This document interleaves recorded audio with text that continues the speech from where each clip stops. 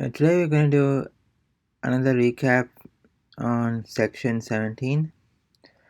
So first let's think about the 6 different forms of Estar. So we have first person, which is estoy, second person, which is estás, third person singular is está, third person plural is están with an.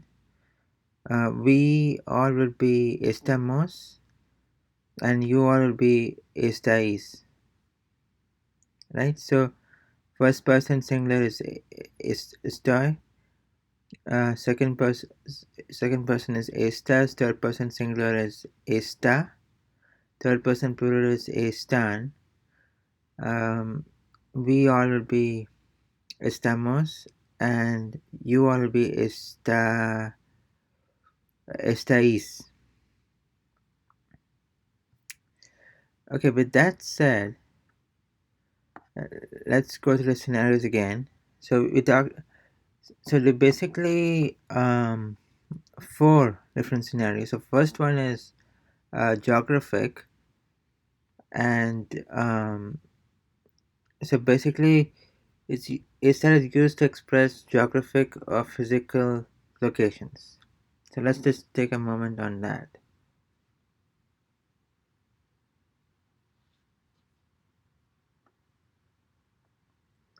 So basically expressing geographic or physical locations. So donde estás? Estás probably just saw a second person. So where are you? Estoy en el laboratorio. I am in the laboratory. ¿Dónde está Chile? Where is Chile? Esta is third person singular, right? Chile está en América del Sur.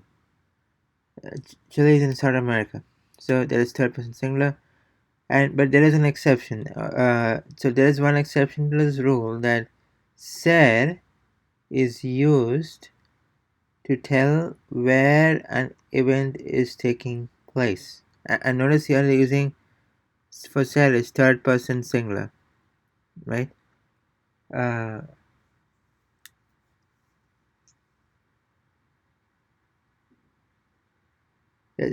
Just take a moment here, because you have an exception to this rule, right? So estar is used to express geographic or physical locations, but when you're talking about an event or where an event is taking place, we use ser, the ser form, and this is obviously third person singular,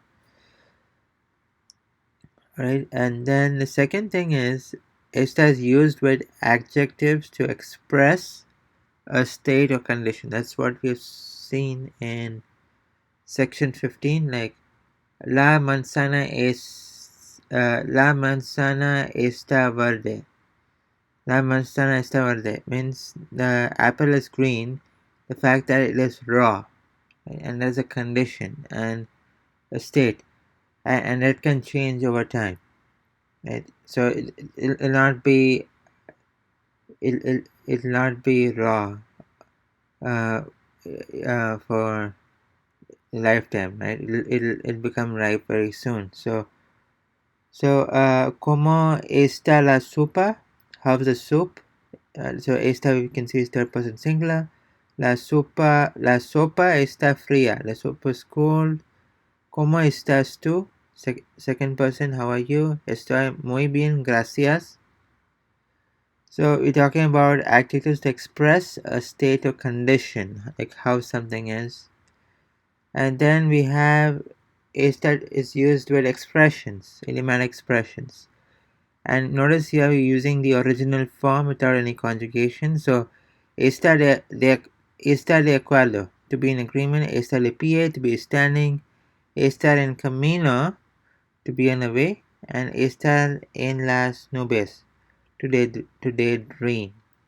And the last one is used with progressive tenses, something which is in a continuous form, and basically ¿Qué estás comiendo? Estás, in this case, again we're saying is second person, right? So, what are you eating? ¿Qué estás comiendo? Comiendo. Estoy comiendo arroz y frijoles. I'm eating rice and beans. So just to recap, uh, we're talking about scenarios here. So we have 4 different scenarios. So first one is it's used to express geographic or physical location, but we have an exception to this rule. That is, if you're talking about where an event is taking place, we'd use the ser form. The second thing is it is used to express uh, state. I mean, anything to do with adjectives expressing a state or condition. We use to express state or condition, right? And the third one is it's used for idiomatic expressions, and in this case we use estar as its original form without any conjugation. And the fourth one is